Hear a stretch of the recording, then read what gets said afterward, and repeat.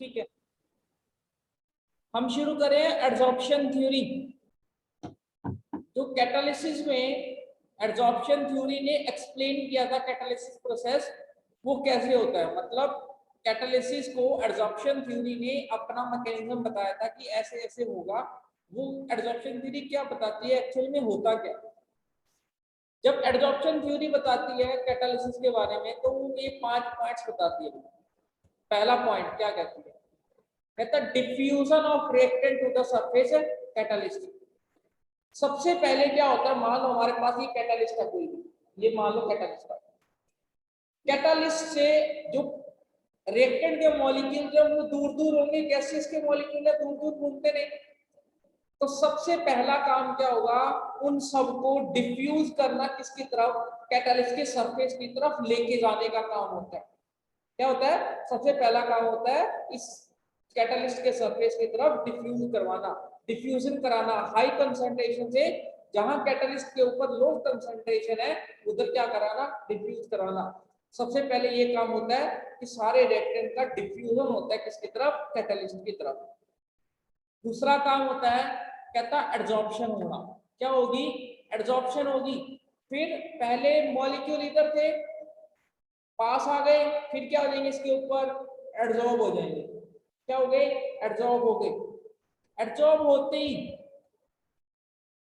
पहले ये कैटालिस्ट था हमारा, ये क्या था, रिएक्टेंट थे ए प्लस बी, दोनों के दोनों क्या हो गए, इस ए और बी मॉलिक्यूल दोनों एड्सॉर्ब हो गए इसके सरफेस के ऊपर, कैटालिस्ट के सरफेस के ऊपर। जैसे ही एड्सॉर्ब हो गए, एड्सॉर्ब होते ये एक दूसरे के बिल्कुल पास पास आ गए। नॉर्मली जब एड्सॉर्ब नहीं हुए थे तो ये क्या थे, दूर दूर घूम रहे थे, जिस वजह से इनमें रिएक्शन नहीं हो रही थी। जैसे ही एड्सॉर्ब हो गए, एड्सॉर्ब होते ये एक दूसरे के विसिनिटी में आ गए, नियर आ गए, आसपास में आ गए। जैसे ही आसपास में आ गए, इन दोनों में इंटरेक्शन होनी शुरू हो जाएगी। इंटरेक्शन होते ही मान लो इनमें कोई केमिकल रिएक्शन हो या कोई केमिकल बॉन्ड बन गया। क्या बन गया, इनमें केमिकल बॉन्ड बन गया। जैसे ही केमिकल बॉन्ड बनेगा, ये कैटलिस्ट के सरफेस से क्या हो जाएंगे, डिसॉल्व हो जाएंगे। क्या हो जाएंगे, डिसॉल्व, उड़ जाएंगे दोबारा।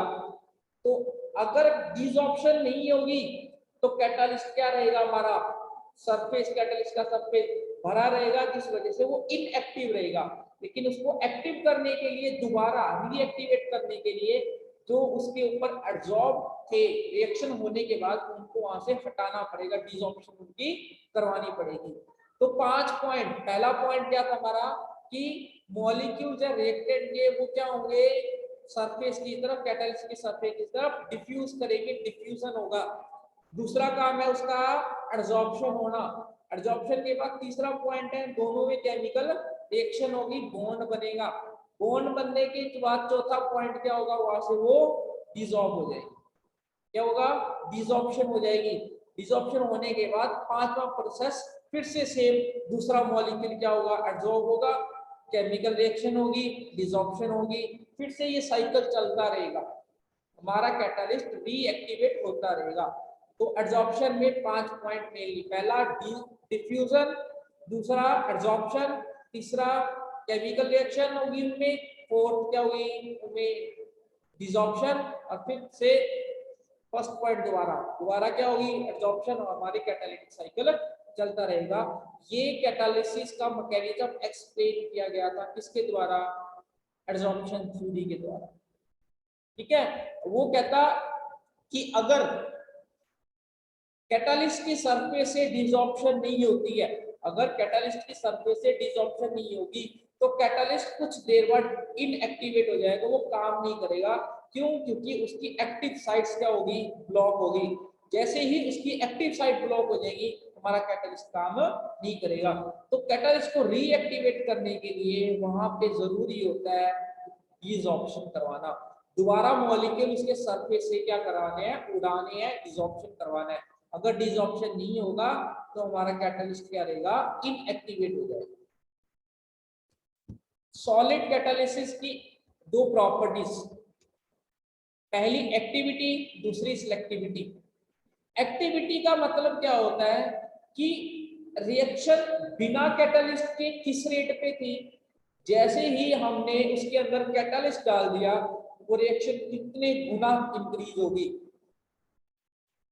हमने क्या चेक करना है कि एक रिएक्शन करवानी है बिना कैटलिस्ट के, फिर उसी रिएक्शन को कैटलिस्ट के साथ करवाना है, और हमने क्या देखना है कि रिएक्शन कितने टाइम इंक्रीज होगी।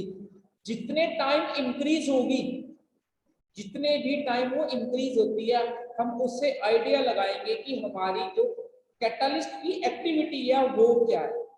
अगर रिएक्शन थोड़ी ही इंक्रीज होगी, रिएक्शन का रेट है थोड़ा सा इंक्रीज होगा, तब उसे कहेंगे कि थोड़ा सा है क्या, एक्टिव है कैटलिस्ट।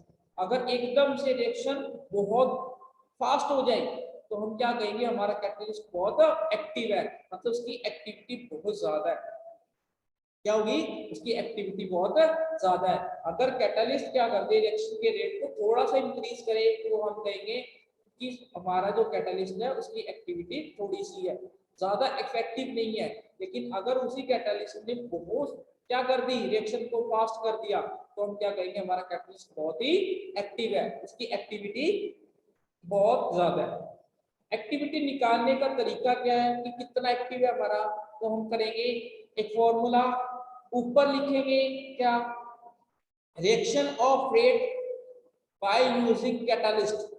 कैटलिस्ट के द्वारा या कैटलिस्ट के साथ जो रिएक्शन का रेट है डिवाइड बाय में अनकैटलाइज्ड रिएक्शन। ऐसे रिएक्शन का रेट विदाउट कैटलिस्ट नीचे लिखेंगे, ऊपर किसके साथ, कैटलिस्ट के साथ। जब दोनों को डिवाइड कर देंगे तो वैल्यू जो आएगी हमारी क्या आ जाएगी, एक्टिविटी आ जाएगी होगा कैटलिस्ट। ठीक है। सिलेक्टिविटी क्या होती है कि एक ही रिएक्टेंट, कल भी बताया था, एक ही रिएक्टेंट या मतलब एक टाइप के रिएक्टेंट अगर हम यूज करते हैं, लेकिन कैटलिस्ट दो तरह के यूज करते हैं। एक रिएक्शन में एक कैटलिस्ट यूज कर लिया, सेम रिएक्टेंट लेके हमने दूसरी रिएक्शन करवाई, उसमें कैटलिस्ट चेंज कर दिया और दोनों ने क्या कर दिए, डिफरेंट प्रोडक्ट दे दिए। क्या कर दिए, डिफरेंट प्रोडक्ट दे दिए। जब एक ही रिएक्टेंट के, सेम रिएक्टेंट के लिए दो डिफरेंट कैटलिस्ट क्या करेंगे, डिफरेंट प्रोडक्ट्स बनाएंगे, तब उसे कहेंगे सिलेक्टिविटी, कि ये वाला कैटलिस्ट यूज करने पे यही प्रोडक्ट मिलेगा, ये वाला कैटलिस्ट यूज करने पे यही प्रोडक्ट मिलेगा। उसे क्या बोलते हैं, सिलेक्टिविटी बोलते हैं। देखो ये तीन एग्जांपल दिए हुए हैं, सीओ कार्बन मोनोऑक्साइड और हाइड्रोजन की अगर निकल की प्रेजेंस में करवाते हैं तो मीथेन गैस मिलती है। कार्बन मोनोऑक्साइड और हाइड्रोजन की अगर कॉपर, जिंक और क्रोमियम ऑक्साइड के प्रेजेंस में करवाते हैं तो अल्कोहल मिलता है। अगर कार्बन मोनोऑक्साइड और हाइड्रोजन की कॉपर की प्रेजेंस में करवाते हैं तो हमें फॉर्मेल्डिहाइड मिलता है, एल्डिहाइड मिलता है। देखो तीनों में रिएक्टेंट सेम है, लेकिन कैटलिस्ट क्या हो रहे हैं, वेरी कर रहे हैं। अगर कैटलिस्ट वेरी कर रहे हैं, हमारे प्रोडक्ट भी वेरी कर रहे हैं, इसे बोलते हैं सिलेक्टिविटी। सिलेक्टिविटी कि डिफरेंट कैटलिस्ट यूज करने से हमें डिफरेंट क्या मिलेंगे, प्रोडक्ट मिलेंगे।